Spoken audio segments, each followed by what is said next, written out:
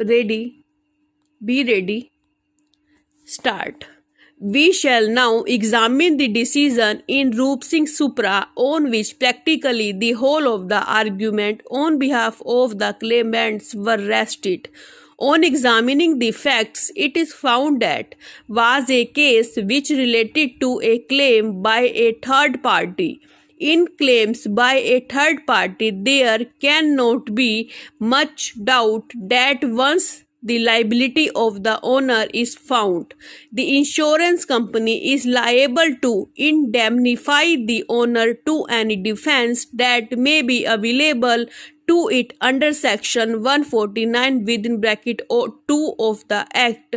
In case where the liability is satisfied by the insurance company in the first instance, it may have recourse to the owner in respect of a claim available in that behalf. It may have recourse to the owner in respect of a claim available in that behalf.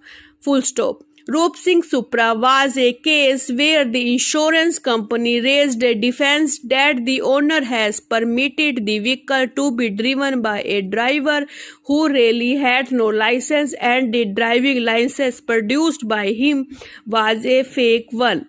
Their lordships discussed the position and held ultimately that a defense under section 149 within bracket 2 of the act was available to an insurer when a claim is filed either under section 163A or under section 166 of the act.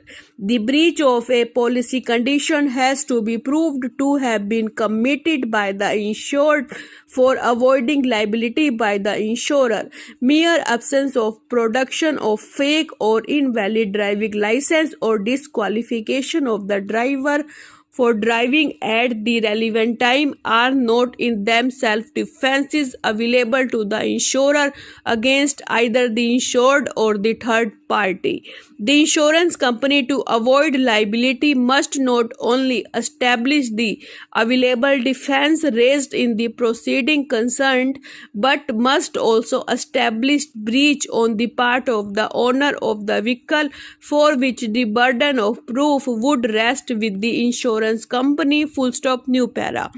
It became very clear from a perusal of the above mentioned case law of this court that the insurance company, in order to avoid liability, must not only establish the defense claimed in the proceeding concerned, but also establish breach on the part of the owner insured of the vehicle, for which the burden of proof would rest with the insurance company. In the instant case, the respondent company has not produced any evidence on record to prove that the accident occurred on the account of the overloading of passengers in the goods carrying vehicle. Further, as has been held in the case of B and Swaroop Supra, that for the insurer to avoid his liability, the breach of the policy must be so fundamental in nature that it brings the contract to an end. In the instant case, it is undisputed that the accident was in fact caused on the account of the rash and negligent driving of the offending vehicle by its driver, against whom a criminal case wide number FIR number 66 of 210 was registered for the offences referred of Supra under the provisions of the IPC. Full stop. New para. While applying the principle of horizontal reservation, category has a role to play, as at the point of time when horizontal reservation is to be pressed, then based on merit, candidates in question are to be adjusted in their respective category, and the male candidates who are at the bottom of the list as per merit will have to make place for women candidates. Full stop. A candidate who has proceeded to make an application for the purposes of horizontal reservation under the OBC SC ST category cannot be permitted to change his/her category, whereas in vertical reservation, once you are selected, such a change is permissible by operation of law.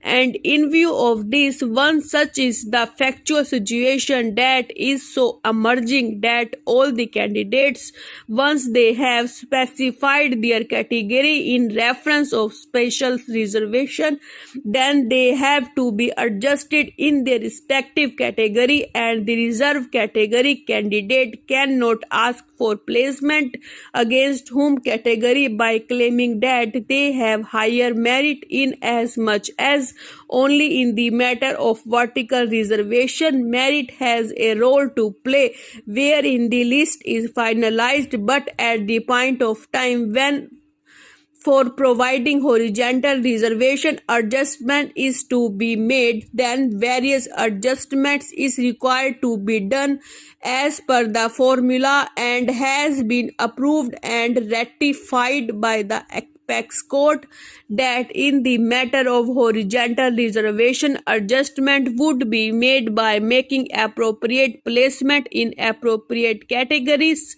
The apex court was conscious of the fact that such a provision may be subjected to misuse, and accordingly position was sought to be clarified by giving examples and then providing that if horizontal reservation is not satisfied, the requisite number of special reservation candidate has to be taken and accommodated adjusted against their respective social reservation category. Subsection 3 of Section 3 of UP Act number 4 of 1993 provides for horizontal reservation to be applied. Accordingly, the application of horizontal reservation in this prescribed manner maintains the merit of special reservation quota candidates along with their representation in service. In view of this, the learned single judge is absolutely right at the point of time when he was proceeded to criticize the state government